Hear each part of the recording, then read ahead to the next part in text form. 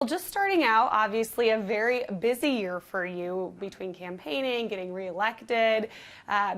Obviously, that's a big focus. What are you most excited moving forward to not have the campaign to look at? Well, I think we started a lot of initiatives in 15, and even though we had the election going on at the same time, we were still able to get some things going like the Ash Project and Cityscape Flats and some other projects. So that's going to be fun to have them go into 16 and in many cases be completed.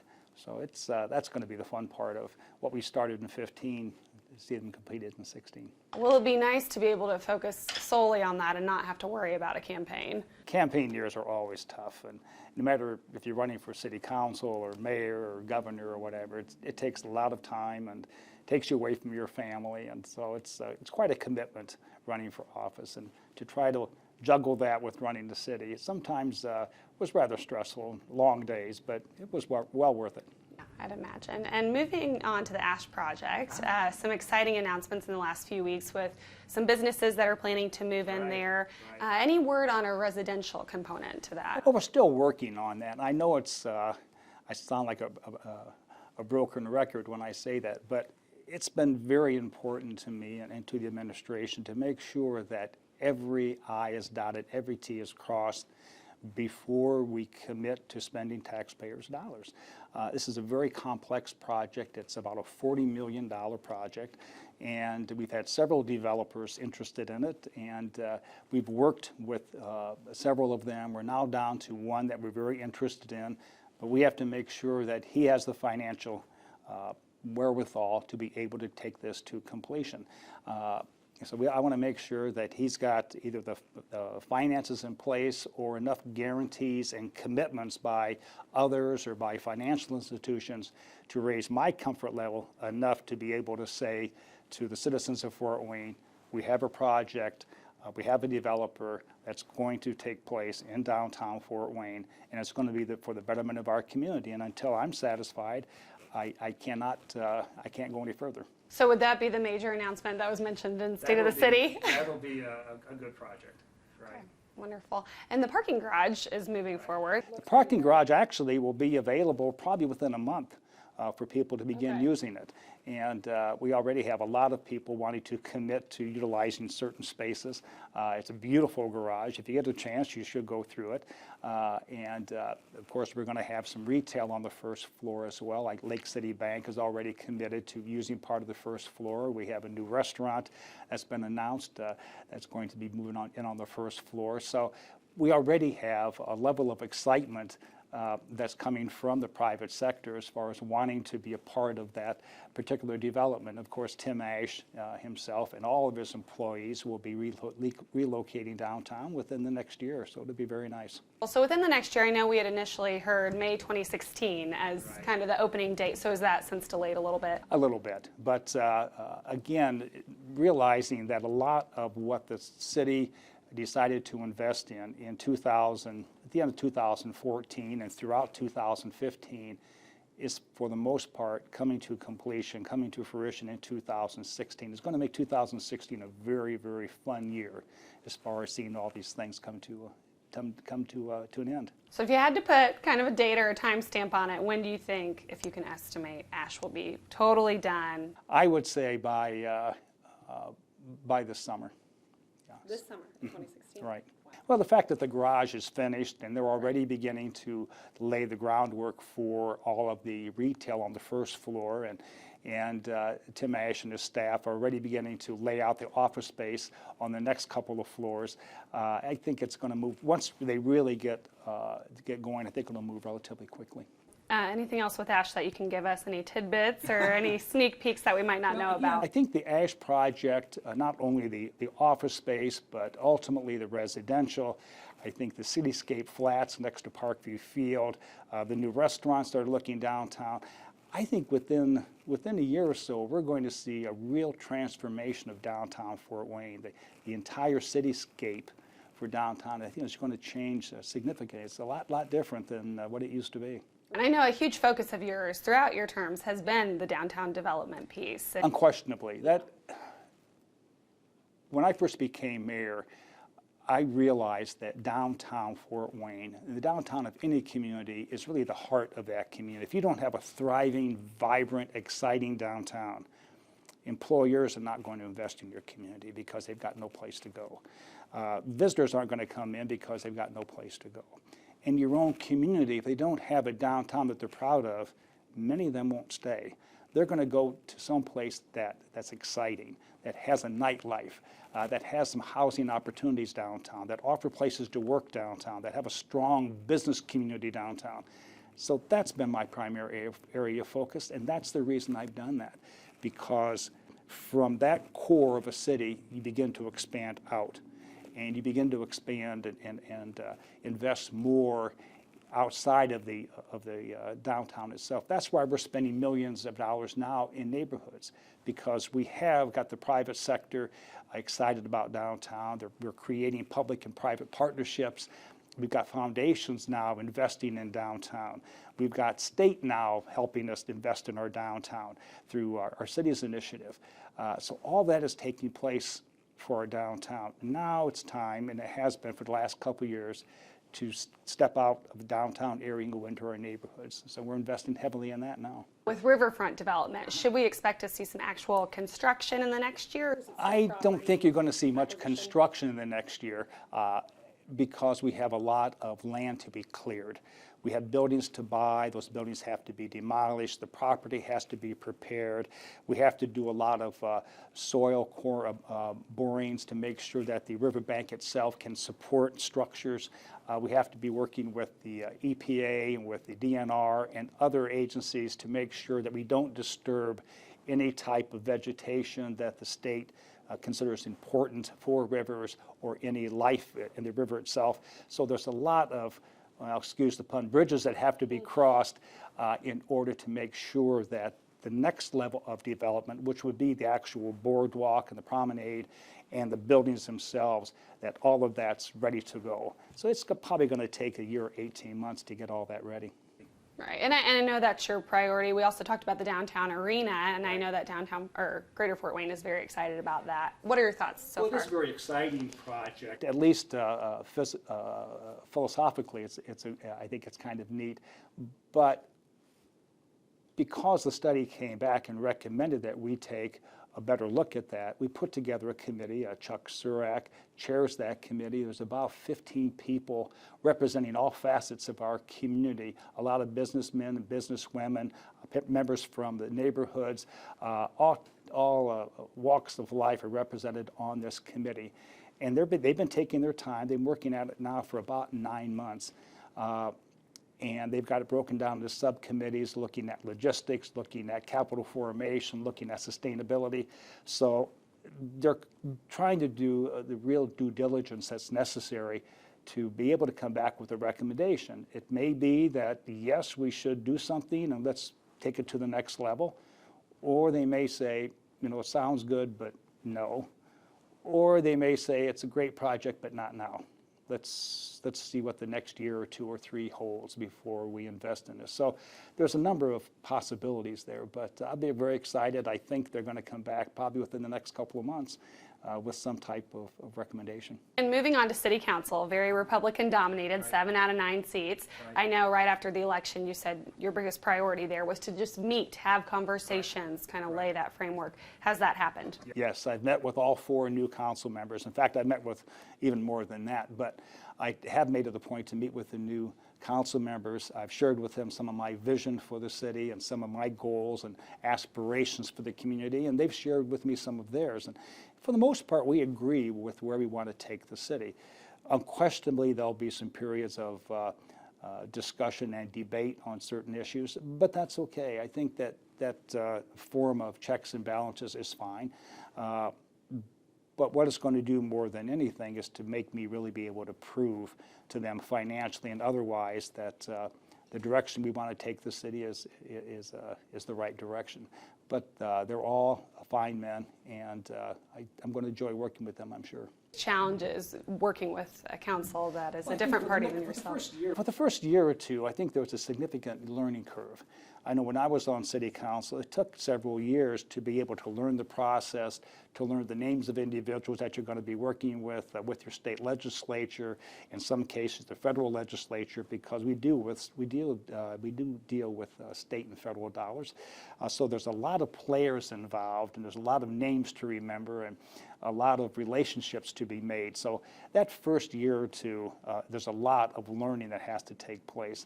So I'm anticipating that they're probably no different than other people entering into the legislative branch, and that is to take some time to really learn how everything works, rather than try to come out and introduce legislation that might fail because you didn't position yourself adequately with others to make the legislative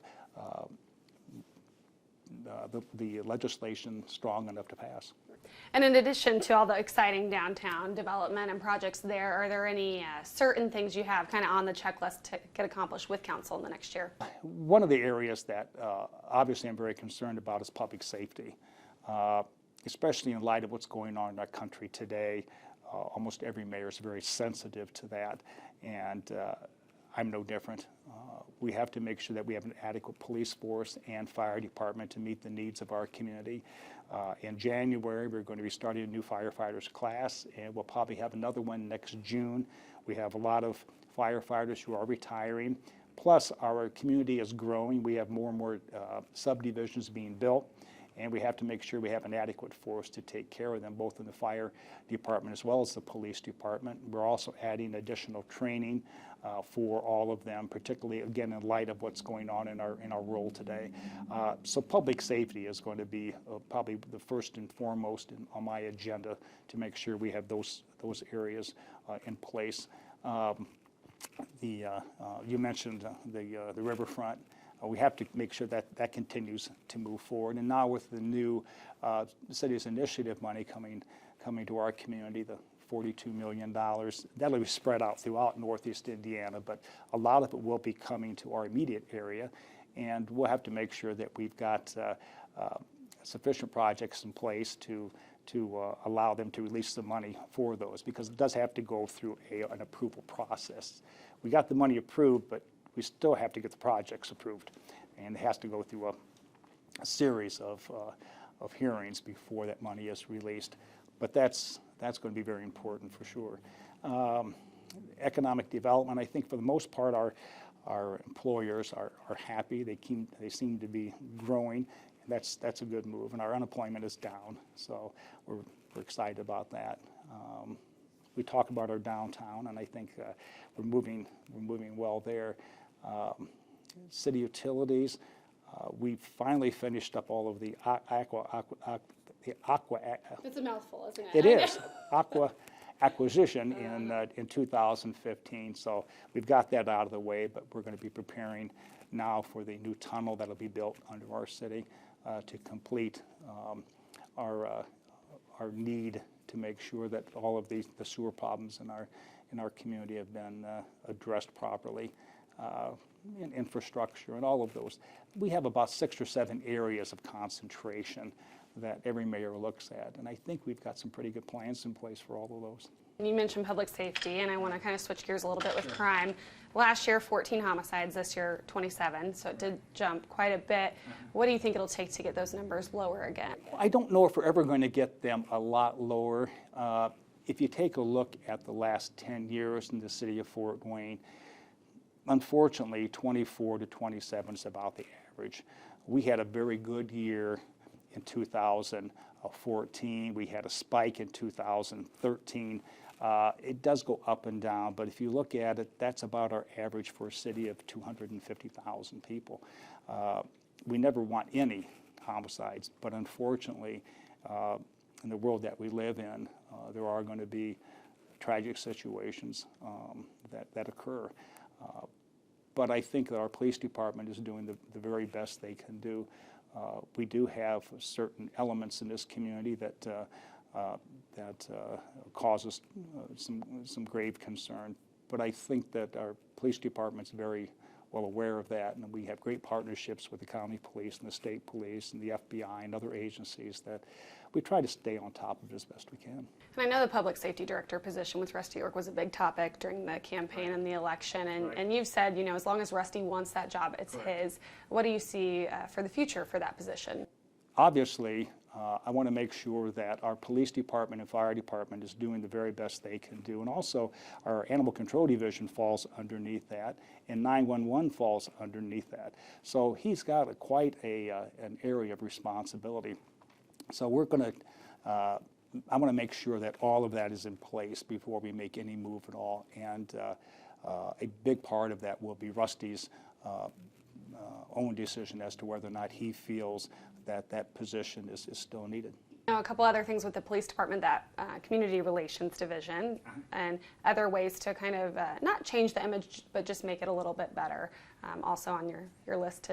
I think the police department is acutely aware of the fact that police departments throughout our country right now are struggling with their image. And part of it, certainly the departments bring upon themselves, unfortunately. But because of that, a lot of times all police departments get blamed. And we want to make sure that our community realizes that our police department is constantly trained, not only in sensitivity matters, but in other areas that could cause some concern by the general public. We also have our police department out working in a number of areas where the public can see that they're as compassionate and concerned about social issues as everybody else. And so we're working on that. And I know a ton of money invested into the neighborhood infrastructure program. Would you say and argue that that's a huge piece of helping crime go down when you're able to invest in those outlying areas? The nicer you can make neighborhoods, the more neighborhoods, the better they feel about themselves. And the better they feel about themselves, the more protective they become of their respective neighborhoods. The better they feel, the higher the pride, the stronger the neighborhood association, so on. So it's kind of a domino type thing. So we have to make sure that we address infrastructure because of what can happen as a result of that. So we have spent $40 million in the last 2 years, and we have another $22 million scheduled for this year. To have over $60 million invested in a community's infrastructure over a 3-year period is unheard of. But we decided to do it, and we've been doing it, and we'll get it finished. And last year at this time when we had this conversation with you, you said your biggest goal for 2015 was downtown development. Right. Judging by our conversation, I would say that's probably the same for 2016. Would you say that's true? I think I want to complete a lot of the projects that we identified in 2015. I think we can complete those in 16. But throughout the year, we also began to identify some additional initiatives. The riverfront, for instance, wasn't originally on the calendar for 15, but it did come about. And now with the regional cities money, we can take that even a step further. Also, there's been some additional investments in downtown that originally were not on the calendar, but as a result of the work that we've done, we're now beginning to hear from the private sector that they too want to be a part of downtown development. So we want to continue that, but we cannot forget our neighborhoods, and we need to continue to address those needs as well. After 8 years, you know, you're on your 3rd term now, what's been the biggest lessons you've learned or biggest takeaways that you'll take into this term? One of the things that I've experienced in the last 8 years was the evolution of our community as far as realizing their potential. For a number of years, our city was rather dormant. Downtown was rather quiet. A lot of our stores were boarded up. People didn't come downtown at night to be entertained or to dine. And I think about 10 years ago, probably with Parkview Field being built, and then subsequently we had other developments take place, I think our city began to realize that it had potential. and that we could make ourselves a point of destination. So to see all that taking place over the last 8 years, to see people beginning to believe in themselves and beginning to walk with a little bit of swagger, because Fort Wayne is the talk of the state right now with the stuff that we've been doing. That's been neat to see and to experience. Would you say that's what you're most proud of? Yeah. You know, a lot of times mayors come up with initiatives that they get very excited about, but for one reason or another, they just don't quite take off.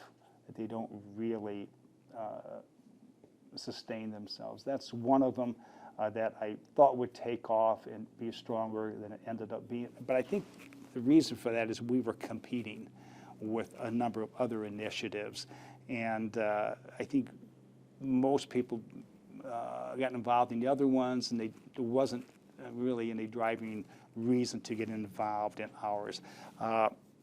So that one did not take off as well as I was hoping. And we've had some other initiatives too that just did not get the public interest that I thought they would get, but that's okay.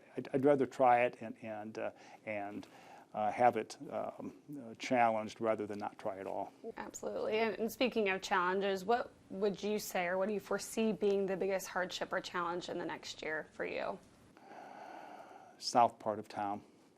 We realized that we needed to invest in south part of our city, that it had been neglected for too long, not necessarily by the city. We put a lot of money in the south part of town, but the private sector has had a hard time realizing the potential that we have in the south part of town. There is disposable income out there. There is a desire for additional retail and hospitality and business investment, but it's never really taken off.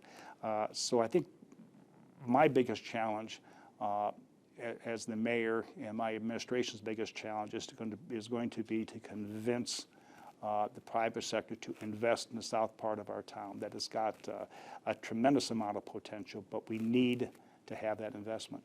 Right, and there are so many components there. You know, I think a lot of people argue they don't want to go to the south side because there's crime, but it's going to take that investment to get rid of that crime. You're exactly right. See, up until the late 70s, early 80s, Southtown and the south part of town was flourishing. My wife grew up there. We spent many, many hours in Southtown Mall and Southgate Plaza, and Quinby Village, and all those areas. But unfortunately, several things began to take place in communities, not just Fort Wayne, but other communities as well. One of them was suburban sprawl. Everybody wanted to live out in the suburbs. Well, as a result, there was less tax money coming into cities in order to invest throughout their community. So dollars were being stretched. And also those who lived in the city began to migrate to certain parts of the city. In our particular case, it was northeast and southwest. So southeast and northwest struggled, and they still do. Southeast got hit the hardest. But we can't just forget about them. We need to make sure that every part of our city has an opportunity to grow and to flourish. So we're spending some time and investing some money in making sure that everyone knows that the south part of our town, south part of our city, has some true potential. And we'll invest in it to make sure people know that. Absolutely. You got to have every component of the city to make it really work. Do you have any regrets in the last year? That's a good question.